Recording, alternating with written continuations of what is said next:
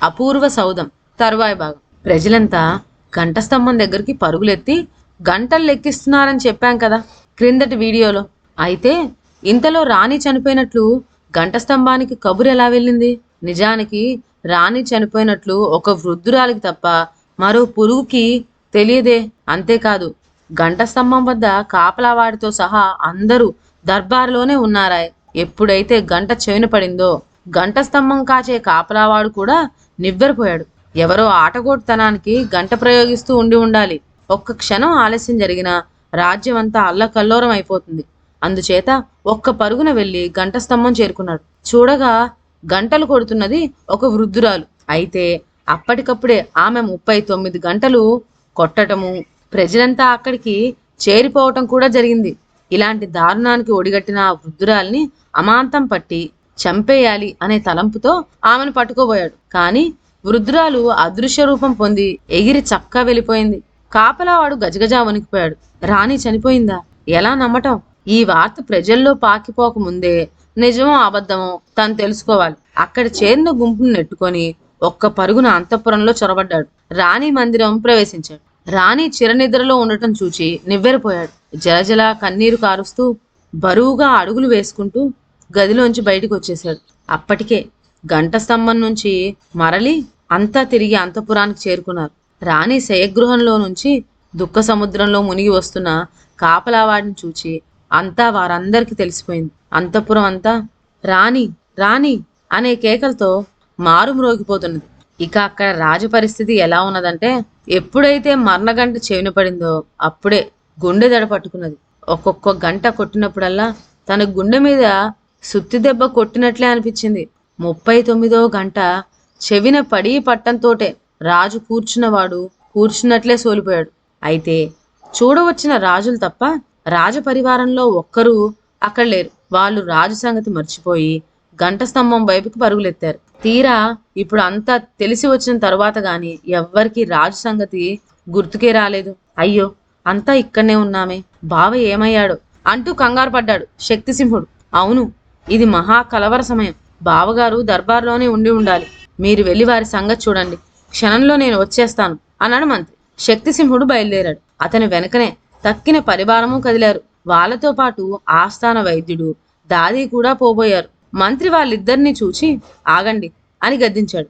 ఆస్థాన వైద్యుడు, దాది తెల్లబోయారు. వీళ్ళిద్దరినీ వేరువేరుగా బంధించి ఉంచండి అని భటులకు ఆజ్ఞాపించాడు. భటులు వాళ్ళని తీసుకుపోయారు. తక్షణమే మంత్రి రాణి శయాగారం తాళం వేయించి దర్బార్ చేరుకున్నాడు. మహారాజును అనేక విధాలా ఓదార్చాడు. కానీ ఎంత చెప్పినా మహారాజుకు దుఃఖం ఆగలేదు. మంత్రి, రాణితోనే పోయింది నా బతుకు. లేక లేక పుట్టిన బిడ్డడిని కల్లారా చూచుకోకుండానే కన్నుమూసింది రాణి. దిక్కుమాలిన దేశాచారం. తలా ఒక పేరు రాసుకురావడమట. ఎవడు రాసిన పేరులో ఏమి అపశృతి పలికిందో బిడ్డడికి తల్లి గండం పట్టుకుంది. నా రాణి చనిపోయింది. నా బిడ్డడికి ఎవ్వరు పేరు పెట్టద్దు. దేశాచారం కాదు, దేవుని ఆజ్ఞ అయినా సరే ఉల్లంఘించి తీరుతాను. నా బిడ్డడికి నా రాణి పేరే పెట్టండి. నా రాణి దేవప్రియ, నా బిడ్డడు దేవసింహుడు. ఏమి మంత్రి, నా మాట పాటిస్తావా అని ఊరుకున్నాడు. అందుకు మంత్రి, తప్పకుండా పాటిస్తాను మహారాజా. దేవసింహుడు చక్కటి పేరు. మా తల్లిని స్మరించడం కంటే మాకు కావాల్సిందేమిటి? ఈ పేరు పెట్టి పిలవటానికే లోకమంతా సంతోషిస్తుంది అని చెప్పి రాజును ఊరడించాడు. ఇక్కడ మంత్రి రాజు మాట్లాడుతూ ఉండగా శక్తిసింహుడు కోటలోకి వెళ్ళాడు. వెళ్ళేసరికి వృద్ధురాలి వింతవైనం, వైద్యుణ్ణి దాదిని అదుపులో ఉంచటం, శయాగారం తాళం పెట్టడం, ఈ మొదలైన సందర్భాలన్నీ తెలిసి వచ్చినాయి. తీవ్రంగా ఆలోచించాడు. దాదీని ఉంచిన తావుకు వెళ్ళాడు. దాది, కథ అడ్డం తిరిగింది. తలచిన ఉద్దేశాలన్నీ తారుమారైనవి. నిన్ను పెద్దలు విచారం చేయవచ్చు. నీవు దోషివని వారు తీర్మానం చేయవచ్చు. నీకు మరణశిక్ష విధించవచ్చు. భయపడకు. నీ ప్రాణానికి నా ప్రాణం అడ్డు వేస్తాను. నిజం మాత్రం వెల్లడించకు అని ధైర్యం చెప్పాడు. రాణికి ఉత్తర క్రియలు జరిగిపోయినాయి. తరువాత 2 రోజులకు మంత్రి ఆస్థాన వైద్యుణ్ణి, దాదిని దర్బార్కు రప్పించాడు. విచారణ వచ్చిన జనంతో దర్బార్ కిటకిటలాడుతున్నది. మొట్టమొదట మంత్రి ఆస్థాన వైద్యుణ్ణి విచారించాడు. అందుకు ఆస్థాన వైద్యుడు, మంత్రివర్య, కన్న తల్లి వంటి దేవప్రియ విషయంలో ఇలా జరిగిందంటే చాలా విడ్డూరంగానే ఉన్నది. మీకంటే ఎక్కువగా శోకిస్తున్నాను నేను. మీకంటే ఎక్కువగా ఆశ్చర్యపడుతున్నాను కూడా. కానీ ఇందులో ఏదో మోసం జరిగింది. ఇది ముమ్మాటికి నిజం. దేవి మరణానికి లోకానికి జవాబు చెప్పవలసిన బాధ్యత మీకంటే నాకే ఎక్కువ. కనుక నిజం తెలుసుకోవటానికి నా సాయశక్తులా ప్రయత్నిస్తాను. ఇందుకు గాను ముందుగా మనం ఒక పర్యాయం రాణివారి శయగృహం పరిశీలించి రావటం అవసరం అన్నాడు.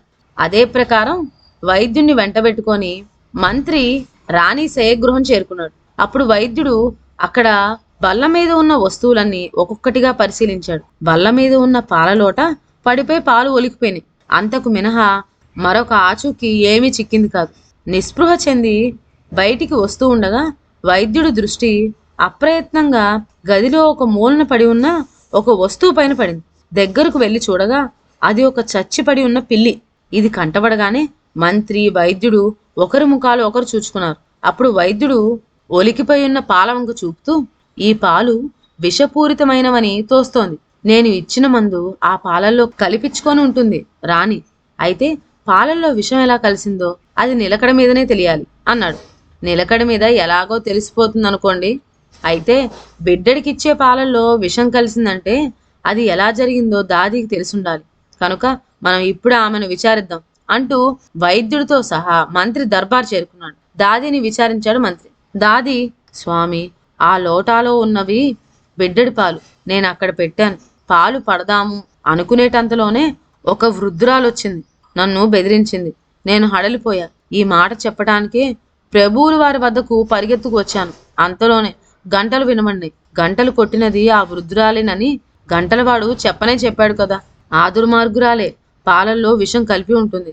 ఇంకా నయం, కొంచెం సేపు ఉంటే తెలియక ఈ పాలు బిడ్డడికి కూడా పట్టి ఉందును. బిడ్డడి ప్రాణానికి కూడా మోసం వచ్చి ఉండేది. ఈ బిడ్డడు ఎంతో అదృష్టవంతుడు. అందుకనే దేవుడు కాపాడాడు అని చెప్పింది. ఎవరి వృద్ధురాలు? ఆమెది ఏ ఊరు, ఏ దేశం? ఆమెకు ఇక్కడి ఏం పని? అసలు ఈ లోపలికి ఎలా ప్రవేశించింది? పాలల్లో విషం కలపడం ఏమిటి? ఎవ్వరూ లేకుండా చూచి మరణగంటలు కొట్టడం ఏమిటి? ఇన్ని దుండగాలు చేసి పట్టుబడకుండా మాయం కావటం ఏమిటి? ఈ ప్రశ్నలకు జవాబు తెలియక మంత్రి వైద్యుడు ఆలోచనలో పడ్డారు. తక్కిన వాళ్ళంతా తెల్లబోయి కూర్చున్నారు. అప్పుడు మంత్రి భటులతో, ఆ వృద్ధురాలు మానవాతీతమైనదిగా కనబడుతున్నది. ఆమెకు ఈ కోటతో గట్టి సంబంధం ఉన్నట్లు తోస్తున్నది. నిజ నిజాలు తెలిసే వరకు ఏమనుకోవటానికి వీల్లేకుండా ఉన్నది. ఆమె రాకపోదు, మళ్ళీ కోటలోకి వస్తుంది, కనిపెట్టి ఉండండి అని హెచ్చరించాడు. ఆ వృద్ధురాలు వచ్చే వరకు దాదిని వైద్యుణ్ణి అదుపులోనే ఉంచుకున్నాడు. రోజులు నెలలు గడిచిపోతున్నాయి. రాజభటులు కొంతమంది మరొక వ్యాపకమే లేకుండా 1000 కళ్ళతో కనిపెట్టుకొని చూస్తూ ఉన్నారు. వృద్ధురాలు తిరిగి ఎప్పుడు కంటబడుతుందా, ఎప్పుడు చీల్చి చెండాడుదామా అని. కానీ ఎంతకు వృద్ధురాలు జాడ ఏమీ తెలియరాలేదు. అందరూ నిస్పృహ చెందారు. ఇక రాజు సంగతి చెప్పనే అక్కర్లేదు. రాణి పోవటంతోటే మనస్థిమితం తప్పింది. మంత్రి బావమరిది ఎంత ధైర్యం చెప్పినా ఫలితం ఏమీ కనిపించలేదు. క్రమంగా ఆరోగ్యం కూడా క్షీణించసాగింది. రాజు బావమరిదిని పిలిచి, మీ కుటుంబంతో సహా వచ్చి కోటలోనే ఉండిపోమన్నాడు. శక్తిసింహుడికి మాత్రం అంతకంటే కావాల్సింది ఏమున్నది? మర్నాడే కుటుంబంతో వచ్చి రాజభవనంలో ప్రవేశించాడు. శక్తిసింహుడే రాజ్యభారం వహించాడు. ఇక యువరాజు నామకరణం దాది చేతిలోంచి జారిపడ్డ క్షణమే మొదలు పసివాని ఆరోగ్యం చెడింది. కలకల్లాడే ఆ ముఖంలోని చిరునవ్వు ఆనాటితోనే అంతరించింది. అంతకంటే ఘోరం, ఒక్కొక్క రోజు పైబడిన కొద్దీ శరీరం అంతా పెరుగుతూ ఉన్న కాళ్ళు మాత్రం సన్నబడటం మొదలెట్టి దాదాపు చీపురు పుల్లలాగా తయారైనాయి. ఆ కాళ్ళల్లో వీసమెత్తు సత్తు లేకుండా కాళ్ళు ఉండి కూడా కుంటివాడే అయిపోయాడు పాపం. అయితే ఈ సంగతి రాజు దాకా పోనేలేదు. రాజే కాదు, ఇప్పుడు యువరాజుని పెంచుతున్న దాదీకి తప్ప మరొక మనిషికి ఈ గుట్టు తెలియకుండా శక్తిసింహుడు కట్టుదిట్టం చేశాడు.